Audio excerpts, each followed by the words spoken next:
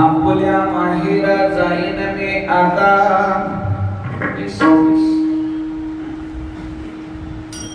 आपुल्या माहेरा जाईन मी आता निरूपया संता हाती आला सुख दुःख माझे ऐकिले कानी कळवळा मनी करुणेचा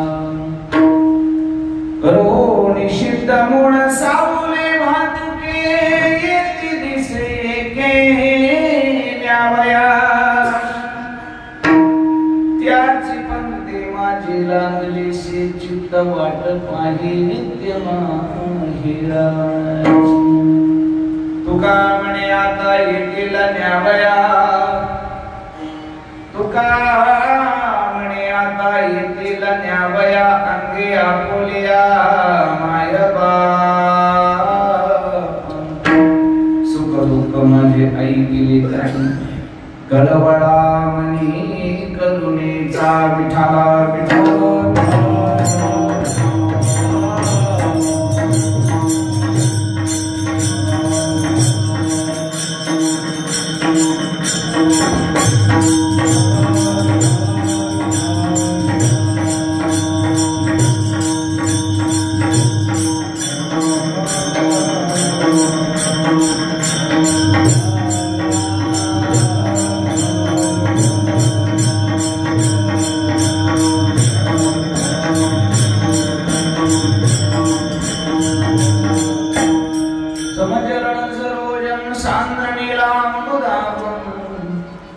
जगननीत पाणी मंदन मंदना तरुण तुलसी माला कंदनं कंजनेत्रं सदैव धवलहासं विठ्ठलं चिंतयामि पांडुरंगा गुरु प्रथम मन दुसरे चरण संतांच्या त्यांच्या कृपाने कथेचा विस्तार बाबाजी सद्गुरु दास तुकाराम मजरदई सद्गुरु जेने तारिलो हा संसार पुरून म्हणून विशेष अत्यादरू विवेकावनी आपुल्या माहेरा जाईन मी आता निरोपया संता हाती आला सुख दुःख माझे ऐकिले कानी कळवळा मनी करुणेचा जगद्वंदनीय जगद्गुरु संत श्रेष्ठ श्रीमंत श्री तुकोबाराय यांचा 5 चरणाचा ओढ असा आजच्या या नैमित्तिक सेवेकरिता त्या निमित्ताने आपल्या सर्वांच्या समोर हा जगद्गुरु तुकोबारायांचा एक अभंग आपल्या समोर उपस्थित केलेला आहे. अभंगाचा प्रतिपाद्य विषय अभंगामध्ये जगद्गुरु तुकोबाराय. मला वाटतं आजच्या अभंगामध्ये जगाकडे पाहिलेलंच नाही. जगाचा काही घेणं देणंच नाही. आज कोणाची स्तुती नाही, आज कोणाची निंदा नाही, आज कोणाचं वर्णन नाही, कोणाची ते काही नकोयच. जगाकडे पाहण्याचा मूडच नाही. आज जे सगळं बोलायचंय ते स्वतः विषयी बोलायचंय.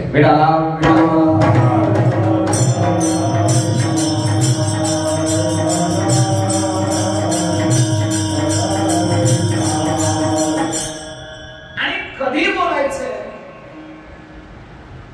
माणसाला नाहीच कधी वेळ दिला तर एक वेळ अशी येते की त्या वेळेला तरी कमीत कमी माणसानं सगळा वेळ आपल्यासाठी द्यावा. जगाकडे पाहूच नाही. आणि ते वेळ म्हणजे निर्वाण प्रसंगाची वेळ. एरवी संसारामध्ये व्यवहारामध्ये जरी माणसाची बुद्धी लोकांमध्ये जरी गेली तरी पण कमीत कमी जी वेळ आपल्या उद्धाराची वेळ आहे, निघण्याची वेळ आहे, त्या वेळेला तरी कमीत कमी सगळ्यांचा वेळ कट करावा आणि संपूर्ण वेळ आपल्या स्वतःसाठी द्यावा. आणि तो वेळ जो आहे तो निर्वाण प्रसंगाचा वेळ आहे आणि त्या वेळेचा जगद्गुरु तुकोबारायांचा अभंग आहे.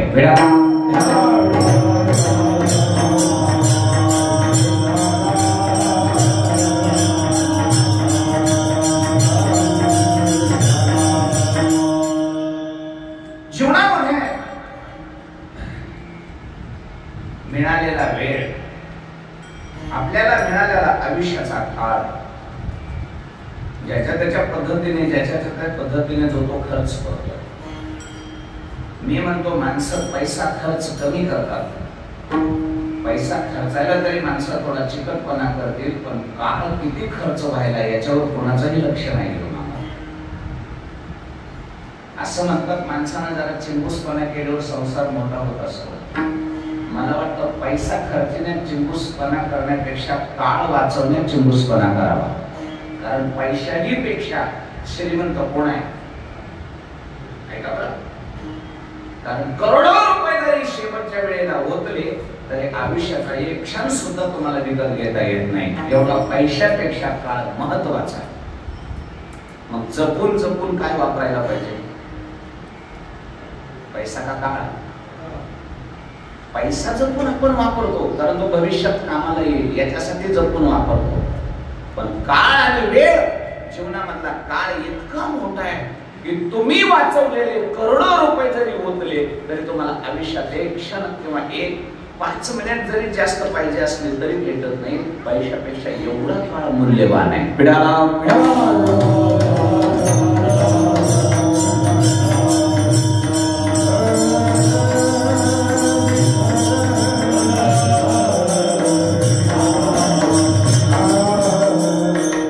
शहाण्या माणसं याचा विचार करतात आणि काळाला आपल्या आयुष्यामध्ये प्राप्त झालेला काळ तो विनाकारण खर्च होऊ देत नाही. बिलकुल नाही. बाकी काही केलं तरी जाईल पण काळ व्यर्थ नाही केला पाहिजे. हे शहाणे माणसं दखल घेतात. आणि मूर्ख माणसाच्या जीवनाचा विषय असा आहे महाराज, त्याला काळ आला काय गेला काय, झोपण्यात गेला का, खेळण्यात गेला का, एका निंदा करण्यात गेला, त्याचं लक्षच नाही काळाकडे.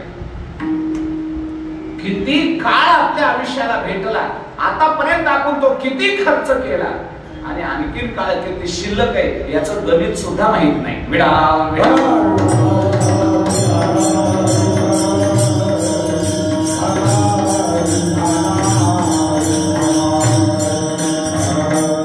तीन गोष्टीचं ज्ञान ज्याच्या जीवनामध्ये आहे त्याचं मॅनेजमेंट आयुष्याचं पक्क असतं बरं, बरबादच होत नाही.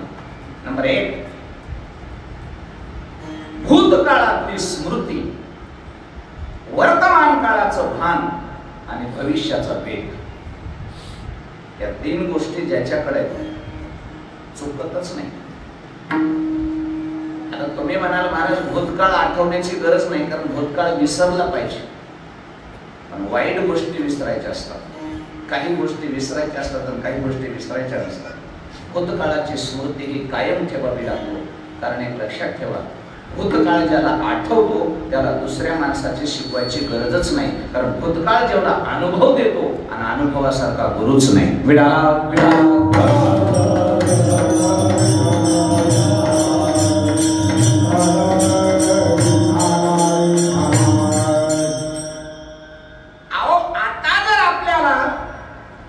काही गोष्टीचा निर्णय घ्यायचा असेल तर तो निर्णय कसा सद असेल, विवेक बुद्धीनं तो निर्णय कसा घ्यावा हे सुचत नसेल तर माणसं एकदा त्या निर्णयासारखा भूतकाळामध्ये आपल्याला कधी प्रसंग आलाय का याचं चिंतन करतात.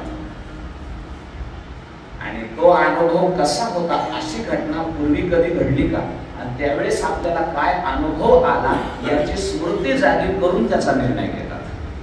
शहाणे माणसं. न्यायालय सुद्धा एखाद्या विषयावर, एखाद्या केसवर जर निर्णय देणं कठीण असेल तर न्यायाधीश सुद्धा, न्यायालय सुद्धा पूर्वी न्यायालयानं काय निर्वाळा दिला होता याचा विचार करून पुढला निर्णय देतं न्यायालय. बरोबर आहे. डायरेक्ट देत नाही. कारण त्याच्यावर जर कोणी प्रश्नचिन्ह उपस्थित केला तर न्यायालय सुद्धा त्यांच्या पूर्वीच्या भूतकाळातल्या फैसल्याला पुरावा म्हणून घेतं.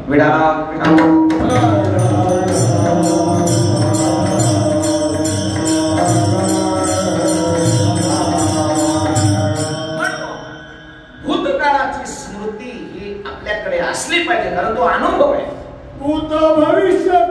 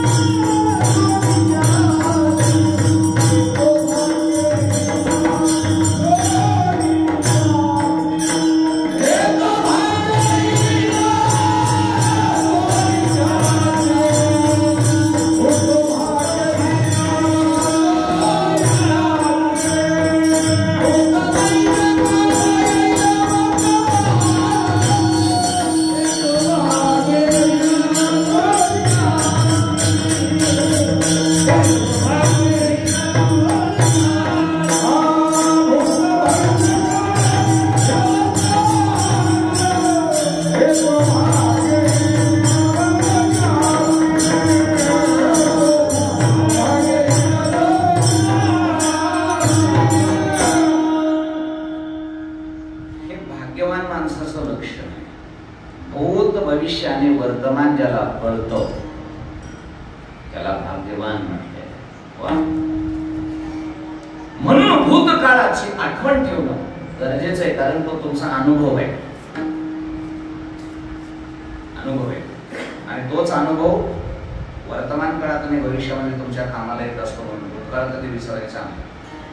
नंबर 2, वर्तमान काळाचं भान. आपण भूतकाळातले श्रीमंत होतो आणि आमच्या बापदादाकडे लय असं होतं, लय कसं होतं, हे एवढा भूतकाळ आठवत बसायचं नाही. सध्याची परिस्थिती काय बघायचं, निर्णय घ्यायचा, हा एक महत्वाचा. काही लोकांनी बापदादाच्या पद्धतीवर ठोकर बोलायची सवय आणली, राग देऊन बोलायची. आता कोण कोणाचं बोलून घेते का? पण काही लोकांना सवय, पहिली खानदानी सवय, का तर म्हणे आमच्या पहिल्यापासून असंच ठाकूरकेत बोल नाही, आता टोलं खावं लागतंय, आता कोण बोलून घेतो. भूतकाळाच्या वृत्तीवर सतत चालायचं नाही. आता काळ कोणता आहे, परिस्थिती काय, या वर्तमान काळाचं भान ठेवून पुढे चालावं लागतं. याला वर्तमान काळाचं भान म्हणतात.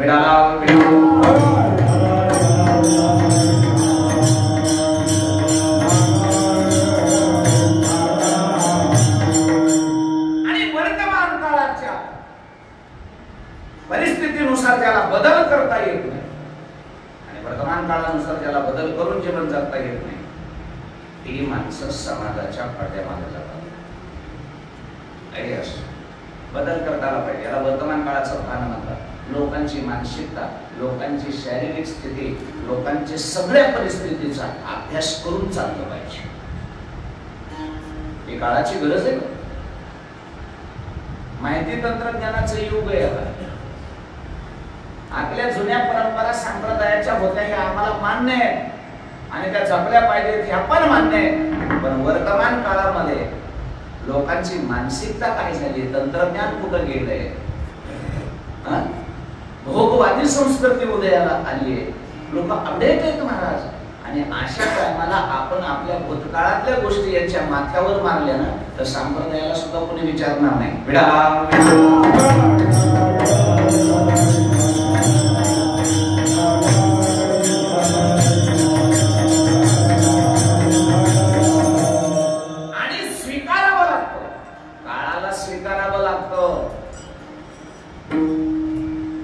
जुनं सोनं आम्हाला माहिती आहे, पण ते जुनं सोनं जर आजच्या भावात विकायचं असेल तर त्याच्यात मॉडिफिकेशन करावं लागलं का नाही. आणि वर्तमान काळाचं भान ठेवून चालतं. आणि हे कीर्तन, कथा, भजन, संप्रदाय या सुशिक्षित लोकांना जर हे ज्ञानोबऱ्या तुकोबऱ्यांचं संतांचं तत्वज्ञान जर आर्ट ऑफ लिव्हिंग म्हणून द्यायचं असेल तर एक होता राजा, एक होती राणी, कुणाला घेणं देणं याचं? खरं सांगा, काय करावं? तुम्ही रोजच्या पळापळीनं व्यवहारानं टेन्शन त्रस्त झालेली माणसं आहेत. तुम्हाला कथा कीर्तनामध्ये यायचं असेल तर तुम्ही फक्त एवढ्यासाठीच येतात, काहीतरी इथे तरी जीवन जगण्याचा काहीतरी आणखी एखादी कला किंवा मार्ग जर मिळाला तर जा. एक राजा होता आणि त्यानं शिकार केली, त्याला त्याचं पाप लागलं म्हणून तो कोणा जन्म, तुमचं कुणाला काय करावं वाटत? तुम्ही म्हणाल महाराज आम्हाला काय या कोरोनातल्या पायकून करायचं? सध्याच्या चालू परिस्थितीवर जर तुम्हाला आम्हाला काही जीवन जगण्याचं मार्ग सांगता येत असेल तर तुम्ही बोला, अन्यथा पुराणातले वांगे पुराणातच राहू द्या.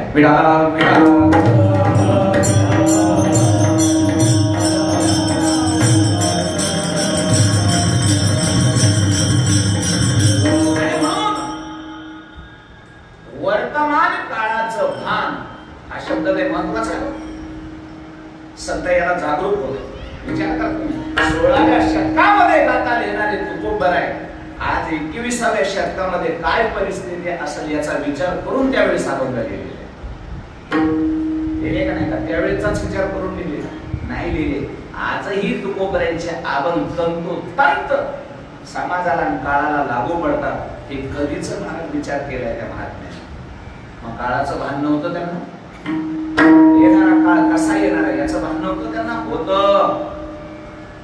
म्हणून एक लक्षात ठेवा, वर्तमान काळ काय चालू आहे याचं भान ठेवून आपल्या बदल करून पुढे चालणं ही काळाची गरज आहे.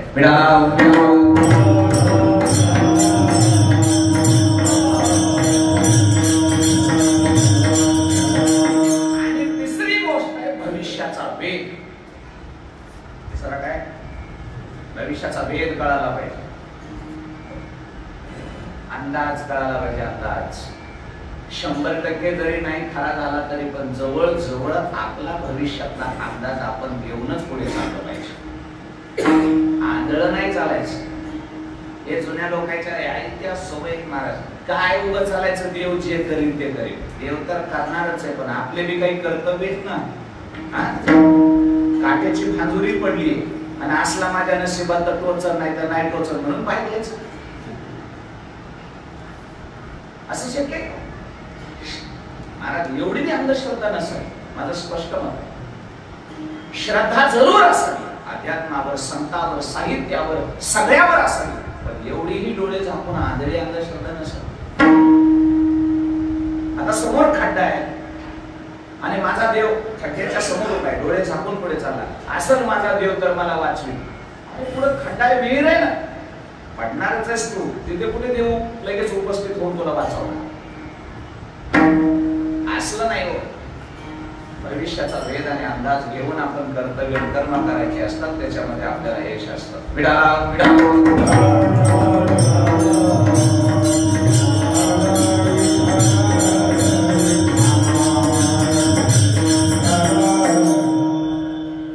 भविष्यामध्ये मला काय करायचंय, कुठे जायचंय हे ठरवलेलं पाहिजे, प्लॅनिंग पाहिजे. आयुष्याचं प्लॅनिंग करणारी माणसं दुःख भोगत नाही. ज्या माणसाने आयुष्याचं कधी प्लॅनिंगच केलं नाही, नुसते कुत्र्यासारखे खात राहिले, जगत राहिले, झोपत राहिले, भविष्यामध्ये ही माणसं दुःखाला सामोरं जावं.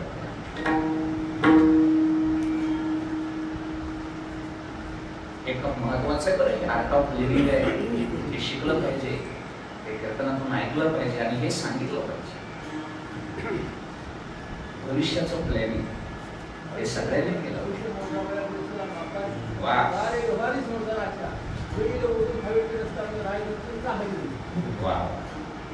हे कळालं पाहिजे.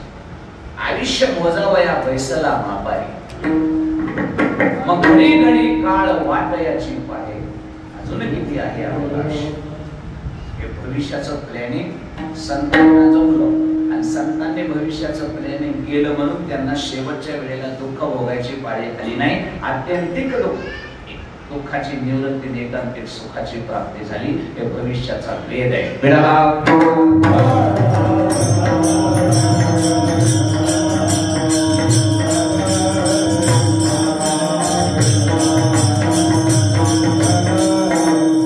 जी माणसं फक्त आंधळं जीवन जगली त्यांना आजही सुख नाही, भविष्यातही लागणार. प्लॅनिंग नाही, बरोबर? हे व्यवहारातच प्लॅनिंग असतं नाही बरं का, अध्यात्मात सुद्धा प्लॅनिंग असतंय. आमच्याकडे सुद्धा प्लॅनिंग आहे. आता ते कोणतं प्लॅनिंग आहे मी तुम्हाला सांगते. व्यवहारामध्ये काय असतं, आपण कसं जगतो, आपण सुशिक्षित माणसं भविष्याचा प्लॅन करून जगतो नाही, फॅमिलीचं प्लॅनिंग करतो, आर्थिक नियोजन, हे सगळं प्लॅनिंग जगतात का नाही माणसं. त्यांना अडचणीला सामना कमी करावा लागतो अशा माणसाला. काय की बरोबर, भविष्य निर्वाह निधी त्याच्यासाठीच तर काढलाय ना तुमचा, बरोबर आहे की नाही. जीपीएफ कशासाठी येते? आज तुम्ही पगार उचलताय पण भविष्यामध्ये निवृत्त झाल्यानंतर सुद्धा तुम्हाला आर्थिक अडचणींना सामोरं जावं लागू नये. हे भविष्याचा प्लॅनिंग म्हणजे जीपीएफ आहे ना. तर व्यवहारात जसा जीपीएफ असतो तसा परमार्थामध्ये सुद्धा एक जीपीएफ आहे.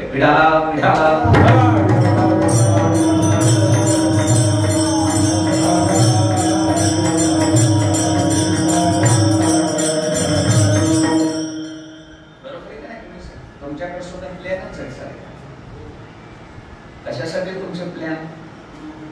येणाऱ्या काळामध्ये तुम्हाला तुमच्याकडे कर्तव्य कर्म करण्याची शारीरिक ताकद, मानसिक ताकद जरी कमी झाली तरी तुमचं जीवन अगदी आनंददायी जावं याच्यासाठी तुमचे प्लॅन आहे. प्लॅन आहे तुमच्याकडे. म्हणून नीट ऐका. जर हे प्लॅनिंग आयुष्यामध्ये केलं, कोण्या वयामध्ये सगळे प्लॅन हे तरुण वयात करावे लागतात. म्हातारपणी उशिरा सुटलेलं शहाणपण काही कामाचं नसतं. वेळ निघून गेलेली हातात मध्ये. आता प्लॅनिंग करून करतो काय? आयुष्य किती राहिले? आयुष्य जाता हे पहा, काळ जपत असे मान स्वहिताचा कुल म्हणा, त्याने राहा श्री हरीच्या. हे प्लॅनिंग आहे. देह आहे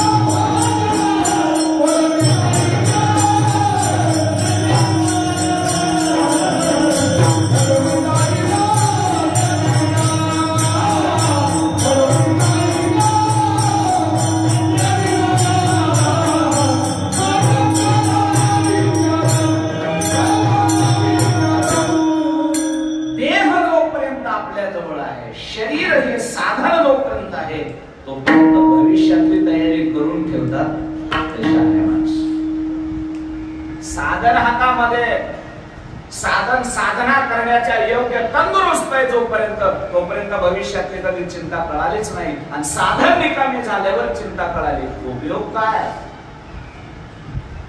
तोपर्यंत इन्कम चालू आहे तोपर्यंत भविष्यातली चिंता मिटवली पाहिजे. इन्कम संपल्यानंतर काय भविष्यातल्या तुम्ही प्लॅन आखणार आहे? अनेक लक्षात ठेवा. हे जे साधना आणि पुण्य कमवायचं जे वेळ आहे त्या आयुष्यातली अगोदरची वेळ असते. या काळामध्ये ज्यांनी हे धन कमावलं त्यांचा शेवट गोड झाला. ऐका बरं, मी आता कुठं आलो हे एवढे प्रस्तावना मांडण्याचं कारण एक आहे. सुरुवातीपासून ज्याने हे पारमार्थिक धन कमवत कमवत कमवत कमवत इथपर्यंत आलाय, आयुष्याच्या एका टप्प्यावर आला की त्याला पुन्हा कमवायची गरज नाही, ऑटोमॅटिक पेन्शन येते.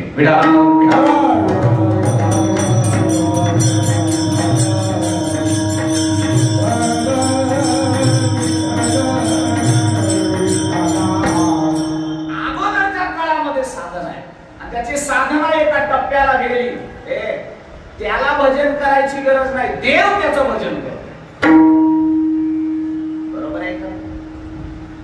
यानं एका टप्प्यापर्यंत इतकं भजन करावं, इतकं भगवंताचं नाम चिंतन करावं असे एक वेळ होते. त्याचं एवढं ऋण आणि एवढी देवावर होते, तिथून पुढच्या आयुष्यात त्याला नाही, तो देवाचं करत नाही, देव त्याचं स्मरण करतो. ही पेन्शन योजना आहे. कारण त्याला अगोदर भरलेत. बरोबर आहे. भगवंत सांगतात एवढंच नाही, शरीर त्यागायच्या वेळेला त्या महात्म्याची सेवा मला स्वतः करावी लागते.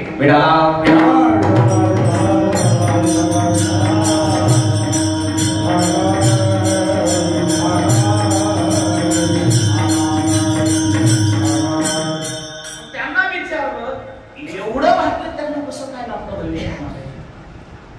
महाराज म्हणले ते आज लागलेलं तुम्हाला दिसतंय, पण त्यांनी पहिला काळ खूप कष्टात घालवलेला आहे, म्हणून त्याचं फळ आहे, म्हणून त्यांचा शेवट गोड झालाय. शेवट गोड होतो म्हणजे लगेच नाही होत, याच्यासाठी त्यांनी अट्टहास केला होता. याच्यासाठी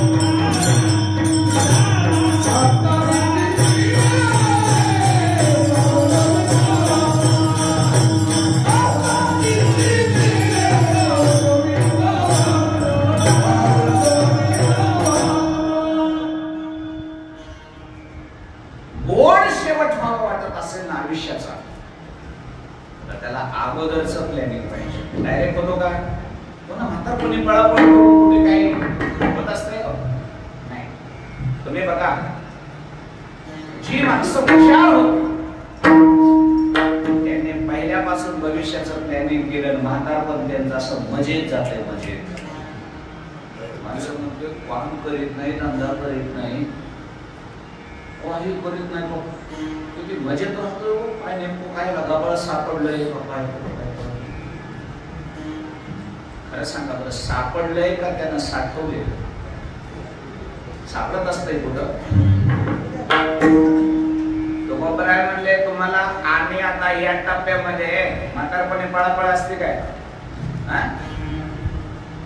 पळापळ ही तारुण्यात करावी लागते. तारुण्यात केलेल्या पळापळीमुळे तुकोबराय म्हणतात आता दिवसाच्या रे खेळ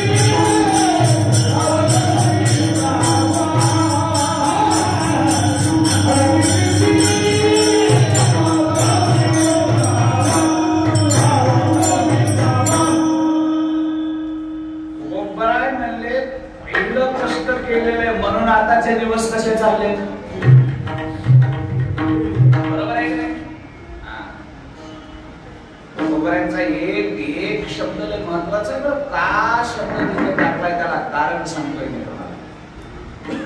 हे माणसांचं शेवटचं जीवन आधी खेळीमेळी चाललं की लोक म्हणतात नेमकं कुठून आणतंय काही कळत नाही. कमवलेलं तर काही दिसत नाही. तो आता कमावत नाही.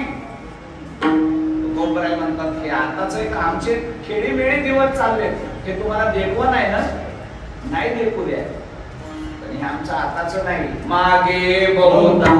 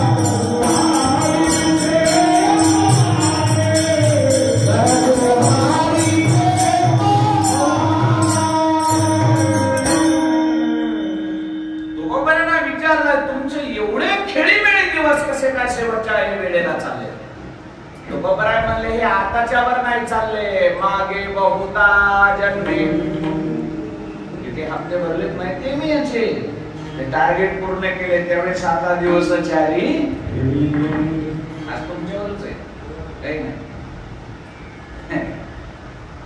मागे एक जन्माचे काही हप्ते सुकृताचे हप्ते मी एक जन्मात नाही भरलेले. मागे बहुधा जन्म किंवा या जन्मात तुम्हाला आता वाटतंय का काय वाटतंय तुम्हाला शेवटला भगवंताची प्राप्ती कशी काय झाली.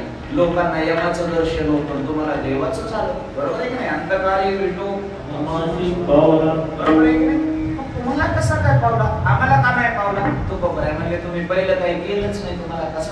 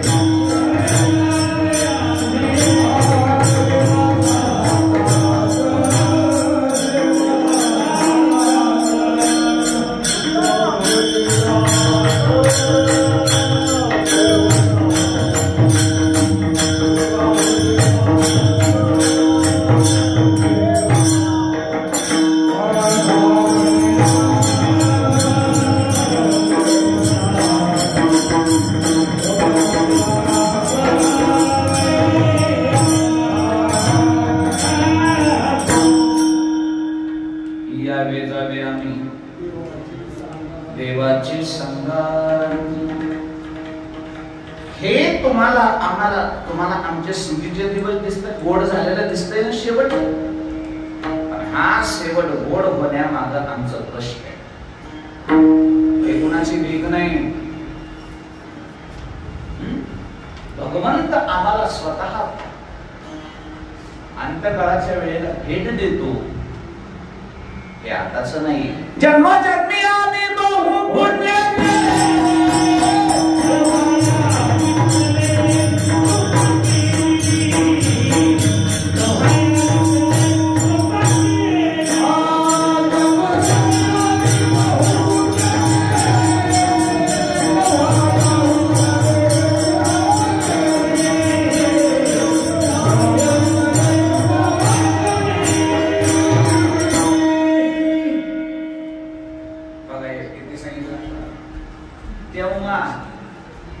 सहज नाही केलेली.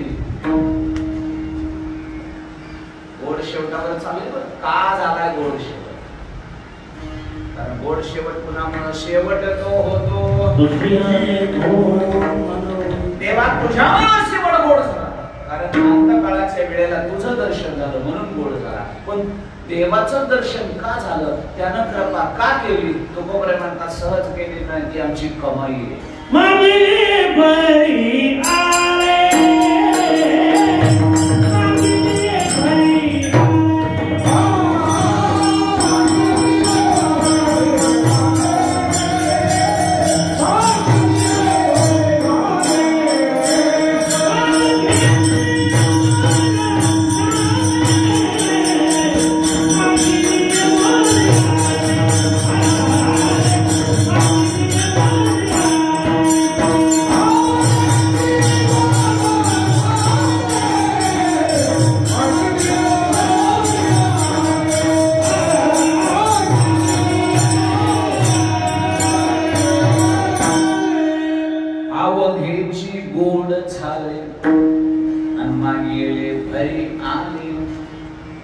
सगळी उणीव आणि कमी भरूनच निघल्या. कळसच नाही. पण कशामुळे निघला माहितीये का? सहाय्य झाला पांडुरंगातीला अभ्यंतरी. म्हणून शेवटच्या टप्प्यामध्ये कोण आला पाहिजे जवळ? यम नाही, त्याला गोड म्हणतात. सहाय्य झाला पांडुरंगाला, कृपा केली त्याने आणि म्हणून हे सगळं घडलं. पण का घडलं? ती भीक नाही कुणाची, आमची कमाई आहे. आम्ही कमावली आहे आणि एका जन्मामध्ये नाही, मागे बहुधा जन्मे किंवा जन्मोजन्मी आम्ही आवश्यक तो